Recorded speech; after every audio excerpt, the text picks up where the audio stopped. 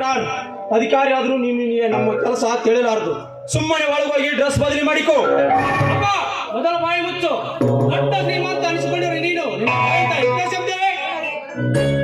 ಏನೋ ಇಂಥ ಬಡವರ ಮೇಲೆ ದಬ್ಬಾಳಿಕೆ ನಡೆಸಲಿಕ್ಕೆ ನಾಚಿ ಹೋದ್ರು ನಮಗೆ. ಇನ್ಸ್ಪೆಕ್ಟರ್ ಅಧಿಕಾರಿ ಆದ್ರೂ ನೀನು ನನ್ನ ಮಗ. ನಾನು ಹೇಳೋದು ಕೇಳೋದು ನಿನ್ನ ಕೆಲಸ. ನಿನ್ನದೇ ಅಧಿಕಾರಿ ನಡೆಸಿದರು ಮಗನಾದ್ರೂ ಪರವಾಗಿಲ್ಲ.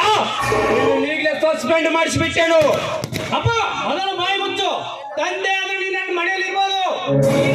ನನ್ನ ಮೇಲೆ ಅಲ್ಲ, ನನ್ನ ಬಗ್ಗೆ ಮಾತಾಡಲಿಕ್ಕೆ ನೀನೇನು ಮೇಲೆ ಅಧಿಕಾರಿ ಅಲ್ಲ. ಅಹಂಕಾರದಿಂದ ಈ ರೀತಿ ಮಾತಾಡಿದ್ರೆ ನಿನ್ನ ಮೇಲೆ ಕ್ರಮಬದ್ಧ ಕೆಲಸ ಮಾಡಬೇಕು.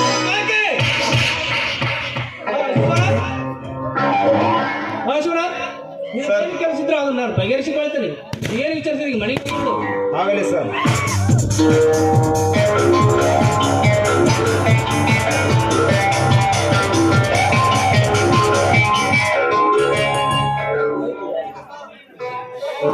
ಚಿಕ್ಕಪ್ಪ ಮಗನನ್ನು ಮಮತೆ ಹಿಡಿದರು. ಆ ಕಪಿ ನಮ್ಮನ್ನ ಕತ್ತದ ಬಿಡಲಾರದು.